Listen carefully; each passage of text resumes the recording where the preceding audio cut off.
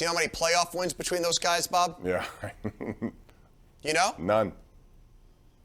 Right here. Right, none. 0. So. Well, I mean, hey, when you're I've injured, you can't make saves either. You know, I mean, Jari was out the whole time, and that's part of it. You got to be healthy at the right time, and they haven't been. Well, sure. I don't care the reason. They're also 30 years old and 27 years old, respectively. So you can't say they're young now either. Whether it's injuries or not effective, I mean, that's just, for both of those guys to have no playoff series wins. Jari has playoff wins against the Islanders, but in a losing series effort. So, the way I look at this, Bob, is I want them to make a decision here. Are they actually going to commit to the core guys that have been here forever and do everything they can to win now with them? Or are they going to go in a different direction and maybe, I don't want to say completely rebuild because you have Sid, but I don't know. I just feel like they're trying to get good deals on everybody. Yeah, I think that's how Hextall does things. Jim Rutherford's methodology. Right. Jim Rutherford would trade this year's first-round pick, number 21. It'll be traded already, probably. And I wonder if Ron Hextall should do that. If you're going to do this, then do it again. I mean, if you're thinking to winning now, then you must pull out all the stops. I totally agree with that. He just strikes me as a guy that wants his cake and wants to eat it too. Now, he wants these guys back, but it's all got to be on his terms.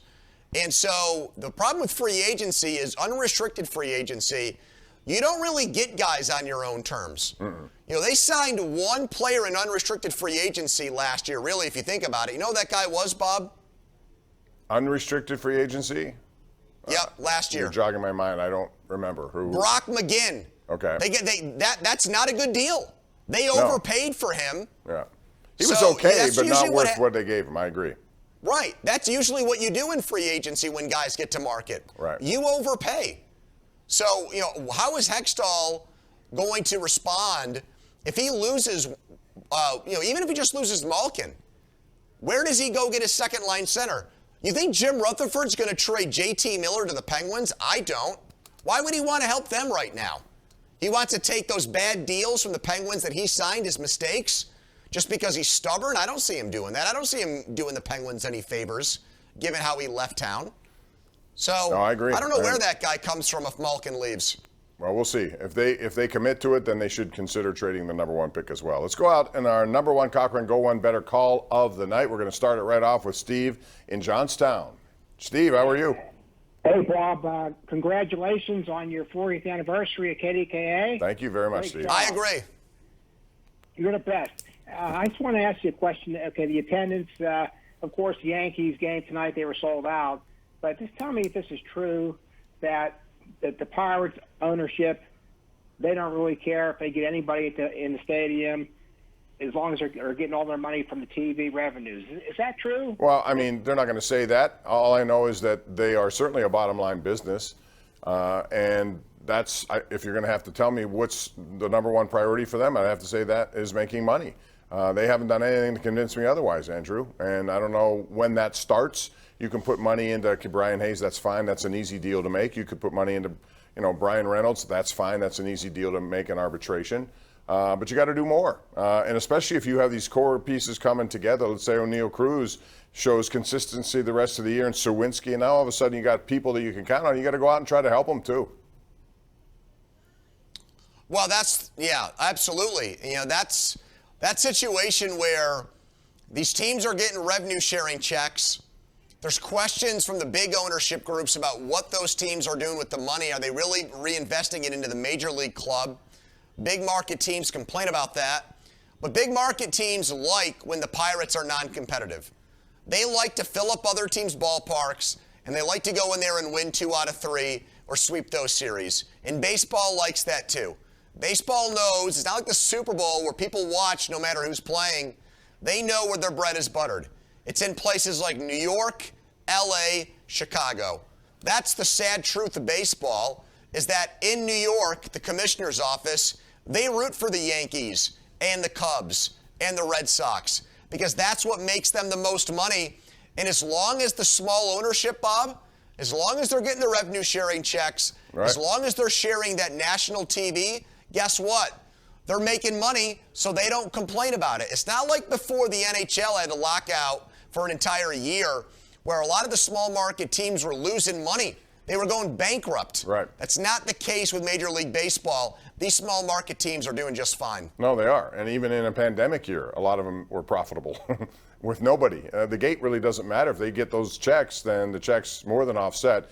But if I'm an owner, I'm thinking to myself, I see 37,000 there tonight, and this city will rally around a baseball team. Yep. We've seen that in 13, 14, and 15. And so just how much money are you turning down by not trying to create that opportunity? And maybe the time will happen in the next couple of years. A lot of people believe, a lot of national pundits believe the Pirates are going to be 2 years away from being competitive.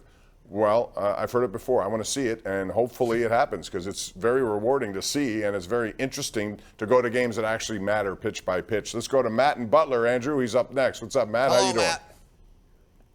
Hey, guys. Hey, wanted to let you know I used Ireland Contracting. They did a good job. I just called them by chance watching the show here one night, and they did a good job on my roof. See, Diane and Gary Ireland, boom, there it goes. Yeah, Clip that. Save that one. Play that back for Ireland. They're going to love it. Yeah, They good. will. What's Hey, up? Here's my question on hockey. Okay, we're going to try to sign Letang and try to sign Malkin. We just signed Casey DeSmith. We're going to have the same team that we've had. We're changing a few pawns, none of the big players. We're going to have the same team that's getting older and showed signs of slowness in the playoffs and in the regular season, especially down the stretch. How do we get to what do they see that's going to push us over the hill to win series and playoffs?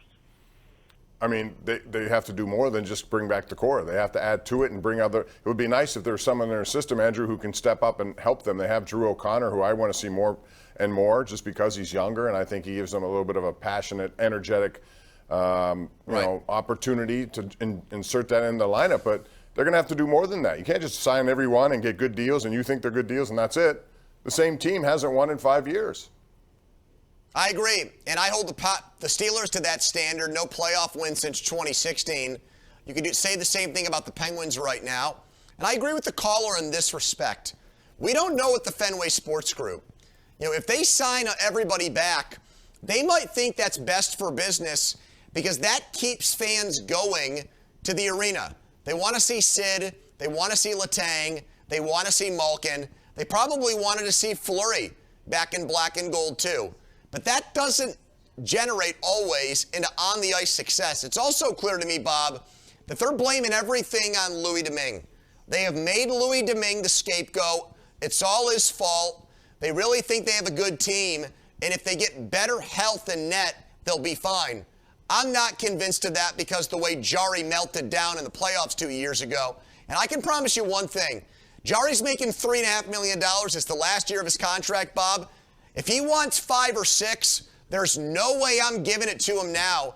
I'm making him play this entire year, and if he goes into free agency and I lose him, so be it. The Avalanche let Darcy Kemper go into free agency. The Penguins can do the same thing with Tristan Jarry. And by the way, the gate does matter in hockey, unlike baseball. They rely on that gate. And so having all those nights of entertainment with that core does mean dollars to the Fenway Sports Group, as it did with Mario and Burkle. We got to take a break. We'll come back. More calls on the way right here. It's the Ireland Contracting Nightly Sports Call. Don't go away.